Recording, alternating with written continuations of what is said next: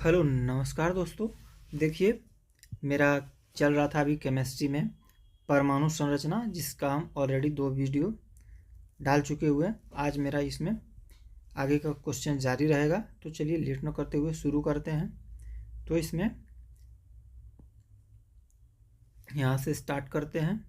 Question number 21 से यहाँ से स्टार्ट करते हैं। देखिए क्वेश्चन क्या है। वर्ष 1897 में इलेक्ट्रॉन की खोज किसने की थी? इलेक्ट्रॉन की खोज किसने की थी? जे थॉमसन ने, एडिसन ने, टेस्ला ने, न्यूटन ने। तो इसका आंसर हो जाएगा जे थॉमसन ने। जे थॉमसन ने। तो देखिए, जे थॉमसन ने 1897 में इलेक्ट्रॉन की खोज की थी, जो एक बुनियादी कण है और यह परमाणु की संरचना में महत्वपूर्ण भूमिका निभा। परमाणु की संरचना में महत्वपूर्ण भूमिका तो है ही, 3 गो कण ही है उसमें। चलिए आगे देखते हैं। सबसे पहले इलेक्ट्रॉन के आवेश का निर्धारण किसने किया था? इलेक्ट्रॉन का जो आवेश का निर्धारण था किसने किया था? देखिए, थॉमसन ने, मिलिकन ने, रदरफोर्ड ने, कूलॉम ने। तो इसका आंसर हो जाएगा मिलिकन ने। इसका आंसर हो जाएगा मिलिकन ने। देखिए, अगर दिया आप अच्छे से प्रेम से अगर दी साइंस को पढ़ते हैं, जो हम अभी इसको बता रहे हैं, आप यकीन मानिए अगर दी इस वीडियो को जितना भी मेरा चैनल पे रहेगा, अगर अच्छे से इसको 1-2 बार आप देख लेते हैं, तो जितना भी साइंस का लगभग क्वेश्चन, मैं तो ये नहीं कह रहा हूँ कि जितना सारा क्वेश्चन बन ही जाएगा, ऐसे तो कोई नहीं कह सकता। अगर कोई कहता है तो वो फॉल्स कहता है, लेकिन बहुत अधिक क्वेश्चन चांसेस है कि बन जाएगा, ज़्यादातर क्वेश्चन बन जाएगा। क्योंकि झूठ मूठ में फेंक देना कि नहीं, इससे बाहर आएगा ही नहीं, ऐसा आप लोग बहुत सारा देखते होइएगा कि इससे बाहर आएगा ही नहीं, यहाँ से बाहर जाएगा ही नहीं, क्वेश्चन वाला छपने वाला प्रश्न, ऐसा करके आप लोग देखते होइएगा यूट्यूब पे। लेकिन ऐसा कुछ नहीं, ये सब सारा बात बकवास है। क्योंकि 100% कोई मिला दे, ये पॉसिबल नहीं है।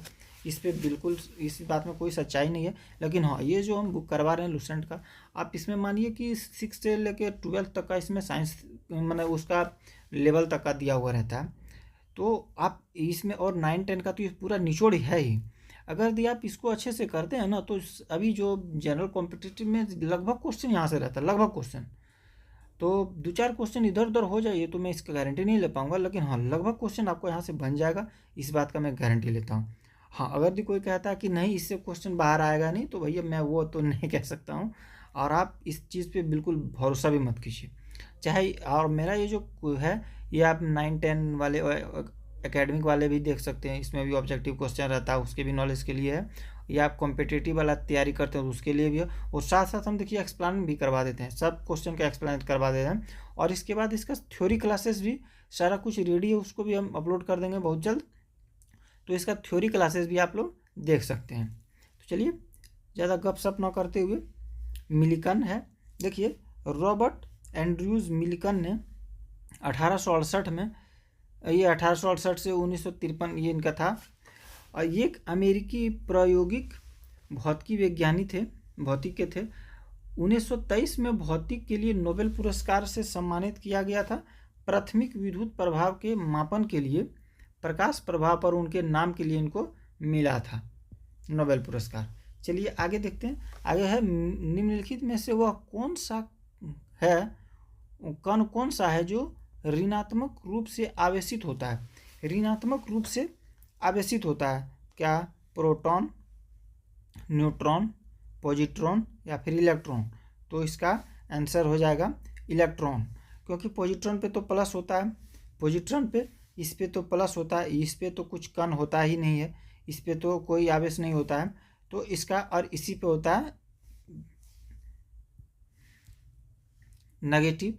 अब देखिए इसमें क्या है कि इलेक्ट्रॉन एक बुनियादी कण है जो ऋणात्मक आवेशित होता है। देखिए, ऋणात्मक आवेशित होता है, प्रोटॉन धनात्मक होता है, न्यूट्रॉन का कोई आवेश नहीं होता है, और पॉजिट्रॉन इलेक्ट्रॉन का प्रतिकण है। देखिए यहाँ पे एक पॉजिट्रॉन भी ऑप्शन में है, इसको ध्यान दें।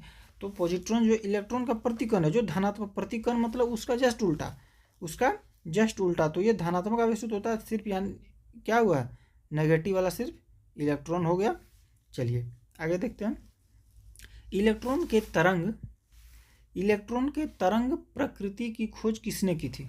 इलेक्ट्रॉन के तरंग प्रकृति की खोज किसने की थी? थॉमसन ने, डी ब्रोगली ने, रदरफोर्ड ने, बोहर ने। और इसमें सबसे बड़ी बात यह है कि शुरू वाला ऑप्शन आपका थॉमसन दिया हुआ है। तो यहाँ से ही आप चकमा खाएंगे और इसका आंसर हो जाएगा डी ब्रोगली। आप इसको देख सकते हैं, इसका आंसर है डी ब्रोगली। तो देखिए अब इन दोनों में अंतर क्या है कि इलेक्ट्रॉन का खोज किया था थॉमसन ने, जे थॉमसन ने, लेकिन उसका जो उस पर तरंग है, ये बात Louis Victor Pierre Raymond de Broglie एक फ्रांसीसी भौतिक विज्ञानी थे जिन्होंने क्वांटम सिद्धांत में महत्वपूर्ण योगदान दिया। क्वांटम सिद्धांत बहुत ही इंपॉर्टेंट चैप्टर है, बहुत इंपॉर्टेंट पॉइंट है। 1924 में पीएचडी किए थे। उन्होंने इलेक्ट्रॉनों की तरंग प्रकृति को पोस्ट किया और सुझाव दिया कि सभी पदार्थों में तरंग गुण है। इनका ये बहुत बड़ा योगदान है, बहुत आज भी ये चल रहा है। इस अवधारणा को डी ब्रोगली के परिकल्पना के रूप में क्वांटम सिद्धांत में आप डी ब्रोगली को एक महारत कह सकते हैं, वो बहुत ही। चलिए आगे देखते हैं, इलेक्ट्रॉन पर आवेश कितना होता है इलेक्ट्रॉन पर। तो इलेक्ट्रॉन पर 1.6 माइनस वाला हो जाएगा, या ये हो जाएगा, या ये हो जाएगा, या ये हो जाएगा। तो इसका आंसर हो जाएगा -1.6 इंटू 10⁻⁻19 कूलम। देखिए इलेक्ट्रॉन पे आवेश होता है और ऋणात्मक होता है, यहाँ पे ऋणात्मक, यहाँ पे ये हो गया प्रोटॉन पे आवेश,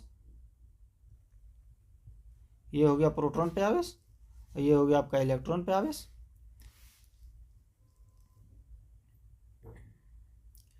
चलिए अब यहाँ इन दोनों में देखिए, यहाँ पे सिर्फ माइनस नहीं है, अगर माइनस रहता तो दोनों सेम था, माइनस नहीं है, वहाँ -19 होता है।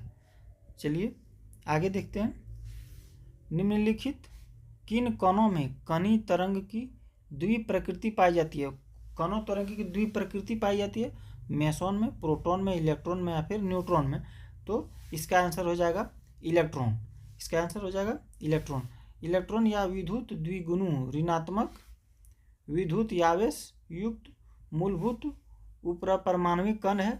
यह परमाणु में नाभिक के चारों ओर चक्कर लगाता है। इसका द्रव्यमान सबसे छोटे परमाणु हाइड्रोजन से भी 1000 गुना कम होता है, बहुत कम इसका द्रव्यमान होता है। परंपरागत रूप से इसके आवेश को ऋणात्मक माना जाता है, इसका मान -1 इसके बारे में दिया हुआ है। तो इसका आंसर हो जाएगा इलेक्ट्रॉन। चलिए आगे देखते हैं, किसी परमाणु में परिक्रमण कर रहे इलेक्ट्रॉन की कुल ऊर्जा क्या है। तो ऋणात्मक नहीं हो सकती, का 0 से अधिक कोई भी मूल्य हो सकता है, कभी धनात्मक नहीं हो सकता, सदा धनात्मक होता है। तो इसका आंसर हो जाएगा सदा धनात्मक होता है। देखिए किसी भी परमाणु परिक्रमा कर रहे इलेक्ट्रॉन की कुल ऊर्जा सदा धनात्मक होती है। चलिए आगे देखते हैं, आगे है प्रोटॉन की खोज किसने की थी। तो गोल्डस्टीन ने, चैडविक ने, थॉमसन ने, फैराडे ने। तो इसका आंसर हो जाएगा गोल्डस्टीन ने। देखिए और इसमें कभी कभी एक चीज़ आपको मिलेगा कि प्रोटॉन का कोई अगर गोल्डस्टीन नहीं रहेगा ना, अगर ये वाला ऑप्शन नहीं रहेगा तो रदरफोर्ड भी मार सकते हैं, रदरफोर्ड भी आप मार सकते हैं, रदरफोर्ड भी मार सकते हैं अगर ये ऑप्शन में नहीं रहेगा तो, गोल्डस्टीन नहीं रहा तो, क्योंकि इसके बारे में ज़्यादातर रिसर्च रदरफोर्ड साहब ही किए हुए थे। तो देखिए यहाँ पे है प्रोटॉन की खोज गोल्डस्टीन ने की थी, प्रोटॉन का नाम रदरफोर्ड दिया था, खोज गोल्डस्टीन कर रही है, और इसका नाम जो था, देखिए रदरफोर्ड क्या किए कि नाभिक का खोज किए, लेकिन नाभिक में क्या क्या है इसका नामकरण ये रदरफोर्ड नहीं बता पाए थे। तो प्रोटॉन का नाम रदरफोर्ड दिए थे, उसके अंदर भी फिर उसके बाद अब जब खोज जारी रहा तो फिर एनोड किरण प्रयोग से ये प्रोटॉन प्राप्त होता है। एनोड किरण जो है वो प्रयोग से प्रोटॉन प्राप्त होता है, यह धनावेशित है, यह नाभिक में मौजूद होता है, इसका आवेश प्लस, ये भी तो जस्ट इससे पीछे में बताएं, ये हो गया आपका। तो हम नष्कर निकाल सकते हैं कि प्रोटॉन की खोज गोल्डस्टीन ने की थी, वही कह रहे हैं कि खोज गोल्डस्टीन किए थे, और रदरफोर्ड साहब इनके बारे में नाम अगर दिए तो रदरफोर्ड भी ऑप्शन में रहेगा तो मार सकते हैं, अगर गोल्डस्टीन नहीं रहा तो, अगर गोल्डस्टीन रहा तो गोल्डस्टीन मारना है, दोनों एक साथ ऑप्शन में नहीं आएगा। देखिए प्रोटॉन पर डैश आवेश के बराबर होता है, प्रोटॉन पर आवेश डैश पर आवेश के बराबर होता है, इलेक्ट्रॉन पे, पॉजिट्रॉन पे, न्यूट्रॉन पे या फिर अल्फा कण पे। तो प्रोटॉन पे आवेश जो होता है वो गलत टिक हो गया, ये पॉजिट्रॉन पे जितना आवेश होता है, क्योंकि पॉजिट्रॉन ये प्रोटॉन की भांति कार्य करता है और इसका इलेक्ट्रॉन का प्रतिकण है, इसलिए पॉजिट्रॉन इसका आंसर हो जाएगा। देखिए एक पॉजिट्रॉन एक आवेशित कण होता है जिसमें प्रोटॉन के बराबर होता है लेकिन इलेक्ट्रॉन के बराबर द्रव्यमान होता है। यह तब बनता है जब एक उच्च कर्जा प्रोटॉन एक परमाणु नाभिक के पास एक इलेक्ट्रॉन जोड़े में टूट जाता है। वही ना कहें, प्रोटॉन सामान्य पदार्थ का कण होता है जिस परिचित है पॉजिट्रॉन एंटी मैटर का एक कण है, जिसे इसका ये प्रतिकण है। सही, आप इसको सिंपल समझिए। आगे देखिए क्वेश्चन है, ऋणावेशित परमाणु माने ऋणायन में प्रोटॉनों की संख्या क्या है। देखिए ऋणावेशित परमाणु में प्रोटॉनों की संख्या क्या है। तो देखिए तत्व कहता है कि कोई अगर यदि है ऋणावेशित है तो उसमें प्रोटॉन की संख्या क्या है, तो तत्व के परमाणु क्रमांक से अधिक। देखिए कहने का मतलब इसका ये हो गया, पहले ये समझ लीजिए, अगर इस पर ऋण आवेशित है तो इसमें प्रोटॉन का संख्या कितना, इसमें पूछा है प्रोटॉन का संख्या की संख्या ये पूछा है। तो इसमें देखिए क्या हो जाएगा कि, तो देखिए तत्व के परमाणु क्रमांक से कम, परमाणु में इलेक्ट्रॉन की संख्या से अधिक, परमाणु में इलेक्ट्रॉन की संख्या से कम। तो इसमें कहीं पे परमाणु क्रमांक का अगर चर्चा है तो यहाँ कम है तो ये तो नहीं है।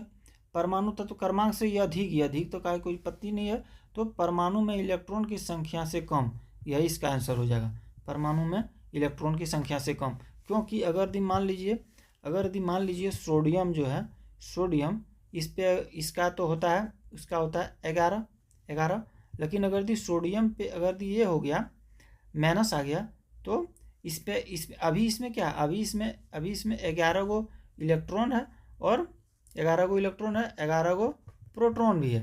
लेकिन यहाँ पे क्या हो गया, यहाँ पे 11 गो प्रोटॉन है लेकिन इलेक्ट्रॉन जो है वो 12 गो हो गया, क्योंकि ये गो माइनस में है, मतलब एक ठो ये ग्रहण कर लिए।